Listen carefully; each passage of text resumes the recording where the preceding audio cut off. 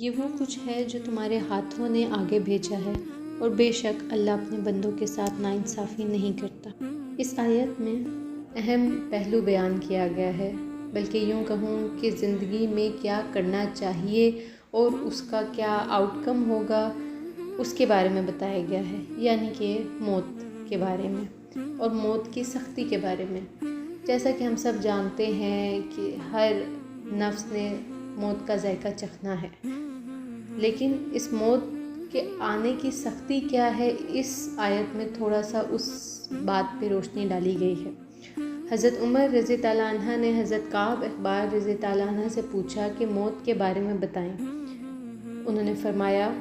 موت ایک ایسی کانٹے دار ٹہنی کی طرح ہے جسے کسی آدمی کے پیٹ میں داخل کیا جائے اور اس کا ایک ایک کانٹا ایک ایک رگ میں پیوست ہو جائے،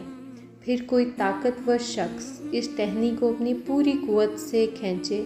تو اس ٹہنی کی زد میں آنے والی ہر چیز کٹ جائے اور جو زد میں نہ آئے وہ بچ جائے۔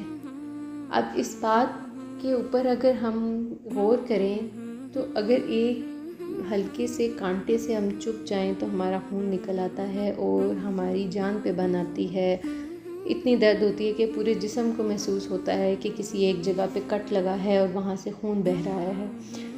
تو سوچیں کہ اگر ایک ٹہنی ہمارے اندر ہے اور اس کی ایک ایک شاخ ایک ایک جو کانٹا ہے وہ ہماری ایک ایک رگ میں پیوست ہے، اور ہماری جب اس کو کھینچیں گے تو ساری کی ساری رگیں چھلتی ہوئی باہر آئیں گی اور جسم کا ایک ایک حصہ جو ہے وہ اس چیز کو محسوس کرے گا،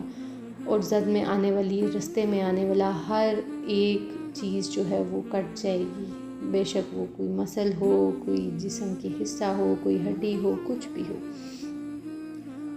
تو اگر اس کے اوپر بندہ سوچے تو کتنی خوفناک ایک چیز لگتی ہے۔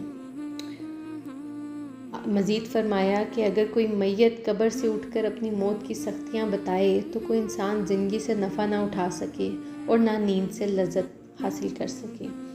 یعنی کہ اس دنیا سے اس دنیا میں جانے کا جو سفر ہے وہ ایک انسانی جو دماغ ہے وہ اس چیز کو اتنا آسان نہ سمجھے کہ وہ راستہ وہ منزلیں ہماری اتنی آسان ہوں گی۔ ہاں آسان ہوں گی جن کے لیے اللہ آسان کرے گا، یعنی کہ جو نیک ہوں گے، جو اللہ کے ہم خواہ ہوں گے، ان سب کے لیے تو اللہ میاں ہر چیز آسان فرما دے گا۔ اللہ سب کی سختیاں آسان فرمائے، آمین۔ اسی چیز کو مزید بیان کرتے ہوئے انہوں نے فرمایا، عقل مند وہ ہے جو اپنے نفس کو اپنے تابع دار بنا لے اور موت کے بعد کے لیے عمل کرے، اور عاجز وہ ہے جو اپنے خواہشات کو کچلتے ہوئے اللہ کی رحمت کی امید بھی رکھے۔ یعنی کہ نفس کو جو ہے آپ نے اپنے تابع بنانا ہے۔ آپ کا جو نفس ہے ایک آپ کی انر وائس ہوتی ہے بیسیکلی۔ اگر ہم نفس کو پڑھیں، اس کی کچھ ہم ڈیٹیلز پڑھیں کہ کیا ہے نفس اور کیا ہے آپ کا ضمیر، ہر بندے کو پتہ ہے، ہر بندہ اپنے آپ کو یوں ہی ٹٹولتا ہے، اور ہمیشہ آپ کوئی اچھا کام کریں تو ایک آپ کی اندر کی آواز ہوتی ہے جو کہتی ہے ہاں یہ کام اچھا ہے، اور ہمیشہ کوئی برے کام کی سوچ بھی آئے تو بھی آپ کو پتہ ہوتا ہے، ایک اندر سے آپ کو پتہ ہوتا ہے کہ کام برا ہے، یہ آپ کر رہے ہو یہ غلط ہے، لیکن آپ پھر بھی اس کو کر لیتی ہو۔ کیوں؟ کیونکہ آپ کا نفس آپ کو اس چیز پہ آمادہ کرتا ہے کہ یہ کام کرنا چاہیے، اور آپ کر گزرتے ہیں، اور بعد میں آپ کا ضمیر اس کے لیے آپ کو بولتا ہے کہ آپ نے یہ کام کیوں کیا، کیونکہ یہ کام تو غلط تھا۔ بیسیکلی یہ جو ایک جنگ ہے نفس اور ضمیر کی، اس کو رسول پاک نے فرمایا ہے کہ سب سے افضل جہاد جو ہے وہ جہاد بن نفس ہے، یعنی کہ خود سے لڑائی۔ جب آپ خود سے خود کے لیے لڑتے ہیں کہ نہیں یہ کام صحیح ہے یہ کام غلط ہے، آپ کو جب ایک صحیح نہ غلط کی پہچان ہو جاتی ہے، یہ ایک اللہ میاں کی طرف سے بہت ہی آپ کے لیے جو ہے پازیٹیو پوائنٹ ہوتا ہے، کیونکہ اکثر لوگوں کو تو یہ بھی نہیں پتہ ہوتا کہ وہ غلط کر رہے ہیں یا صحیح۔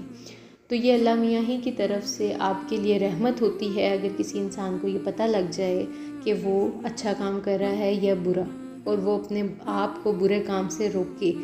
بیسیکلی یہی ہے زندگی، کہ آپ نے خود کو کیسے اس دنیا کے ڈارک سائڈ سے، اس دنیا کی جو سیاہی والی جگہ ہے، جو اس دنیا کی برائی والی جگہ ہے، اس سے کیسے بچانا ہے، کیسے خود کو شیطان سے بچانا ہے۔